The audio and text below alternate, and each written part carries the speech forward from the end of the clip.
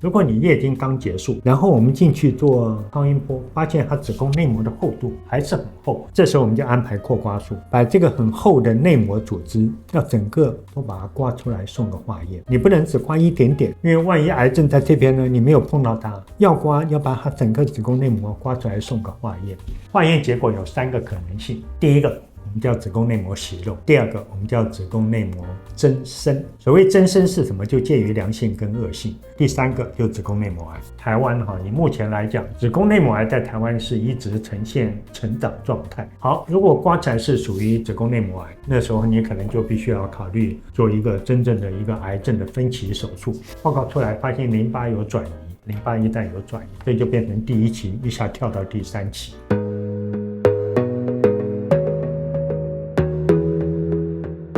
今天我们来介绍一个小手术，它的名称叫子宫扩刮术，正确的说法应该叫子宫内膜扩刮术。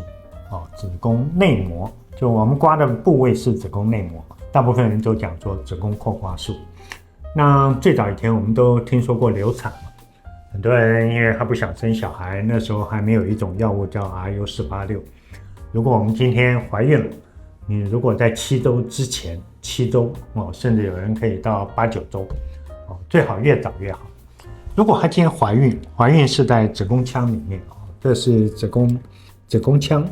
如果她今天怀孕了，这个胚胎着床在子宫腔里面，所以我们早期在做这个手术的目的大部分做流产手术，就我们从阴道进去，把阴道这样撑开，然后我们在超音波底下看到这边有怀孕的一些胚胎组织在这边，所以我们进去把它从里面刮完之后把它吸干净把那些残余的那个胚胎组织，它大部分是残余在子宫腔里面我们这个叫子宫扩刮术。实际上子宫扩刮术的应用，它最常应用的现在已经很少应用在流产手术了，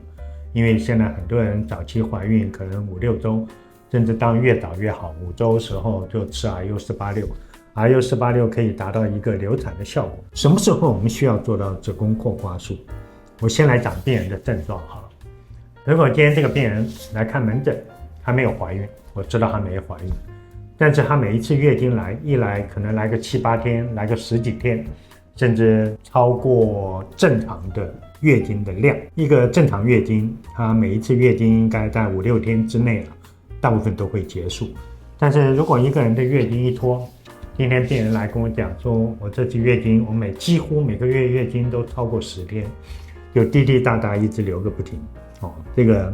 这个情况，我们就会做一个超音波，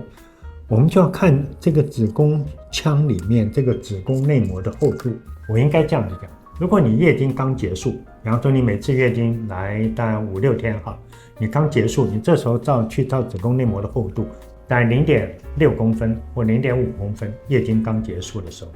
甚至0.3更薄。如果我们今天他已经流血流了一阵子，超过10天，然后我们进去做超音波，发现他子宫内膜的厚度还是很厚，就你已经流血流了7天，但它内膜里面还是很厚，就代表里面还有残留一些东西，但是我们不知道它到底是什么东西。我只看到内膜很厚，而且我也从他的症状里面了解，他月经已经来超过10天，但是还是没有流干净。超音波也发现子宫内膜里面有一些东西。好，这时候我们就要做一个子宫扩刮术，就是我们从阴道进去放一个鸭嘴检查器，然后从这里面进去，我们有一个刮石，我们伸到这里面去，然后把这个内膜组织比方说看里面很厚的东西，我们把它刮出来送化验就要送到病理去做化验。最早以前他们认为要做这个子宫扩刮术，可能要进开刀房，这个手术可能也要7、8分钟那可能还要上一点麻醉。最早以前他们曾经用一个细管去抽这些内膜组织这个有个缺点你虽然运气好，你可以抽到内膜组织送去化验，但你也要晓得，一个癌症的话，如果今天存在这里面，它并不是每一个地方都是不好的东西，所以你一抽很可能没有抽到真正癌症的东西所以现在已经没有人在用。那我记得在我还当年轻住院医师的时候，那时候大家用一个细管进去抽抽出来然后送化验，后来发现误差蛮大，所以到今天已经很少人在用这一个，所以现在不做，我们就做子宫扩刮术。这时候我们就安排扩刮术，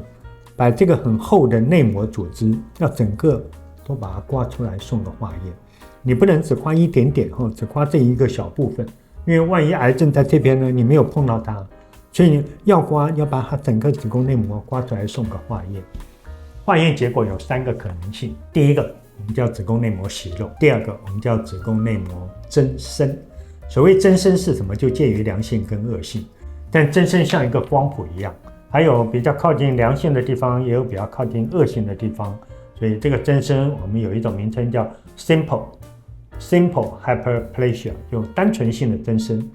那好，靠近癌症的部分我们叫做复杂性增生，叫 complex hyperplasia。我们除了要看它的腺体结构是单纯还是复杂，来分辨这个是癌症还是不是癌症。那除了单纯跟复杂，我们还要看刮出来的那个细胞是像正常的细胞还是像不正常的细胞。所以我们叫正常细胞我们叫 typical， 就这个典型的；不正常的细胞我们叫 atypical。不典型的复杂增生就几乎就是属于内膜癌的零期。第3个就子宫内膜癌。台湾以目前来讲，子宫内膜癌在台湾是一直呈现成长状态。很多人都怀疑这个是不是跟台湾人目前生活有点西化，饮食习惯有点西化，导致肥胖的病人很多。因为肥胖的病人容易得子宫内膜癌，这是大家都知道的事。但实际上我认为不是，因为以现在的手术来讲，大家都越来越保守。如果今天去看医生，如果他发现有一些很严重的病，医生建议他做子宫切除，大部分的病人都会排斥。他认为我没有严重到这个地步，你医生是不是心怀不轨，叫我切子宫？那很多妇女会排斥，所以大家对目前的手术是处于保守的心态。所以大家都希望无论如何我再严重我都希望保留，我就算子宫肌腺症，我子宫肌瘤，我再怎么样严重我也不拿我的子宫。但这个我觉得要有预存这个一个想法，应该尊重专业的判断。什么时候你应该做切除，或者什么时候不应该做切除，应该交给专业医生来帮忙你。这是我在讲就是我们今天做子宫扩刮术的目的，早期来讲大部分是为了流产，叫人工流产。近期来讲我们可以要诊断，第一个我们刮出来的东西要送去化验，了解它到底是内膜息肉、子宫内膜息肉、子宫内膜增生、子宫内膜癌这3种。如果今天是息肉，我把它刮掉就好。如果今天是增生，那我们也要看它增生是典型的增生还是复杂的增生，我们叫子宫内膜癌的零期。那如果你今天生完小孩，可能子宫切除是必须考虑的。好，如果刮起来是属于子宫内膜癌，好，那时候你可能就必须要考虑做一个真正的一个癌症的分期手术。如果子宫内膜癌的手术诊断一旦确定，我们就要把子宫包括卵巢、输卵管全部要切除。甚至有时候我们也要取它的淋巴，看这个子宫内膜癌是不是已经转移到淋巴上。那在子宫内膜癌在开刀之前，我没办法告诉你第几期，只有在手术完之后，当我把子宫、卵巢全部切除，也把淋巴、骨盆腔的淋巴、主动脉淋巴拿掉之后，送去化验。如果报告一出来，除了子宫内膜癌以外，我晓得你是内膜癌，报告出来发现淋巴有转移。淋巴一旦有转移，这就变成第1期，一下跳到第3期，这个很重要。所以子宫内膜癌在手术前我也不知道你第几期，等手术完之后，那你的病理报告出来，我就可以告诉你，你是第1期还是第2期还是第3期，甚至有可能第4期。所谓第4期，就这个癌症已经转移到其他器官，这个很重要。所以子宫扩刮术是一个门诊小手术，大概时间不超过10分钟。让做一个所谓舒眠麻醉，马上做完之后再休息20分钟就可以回家。所以这是一个诊断的工具，它也有治疗效果。如果你今天只是息肉，我把这个息肉刮掉，它不就好了？所以这个子宫内膜扩刮术最重要的功能是为了诊断。当然，如果你只是一个子宫内膜息肉，你刮掉它，整个问题就解决了。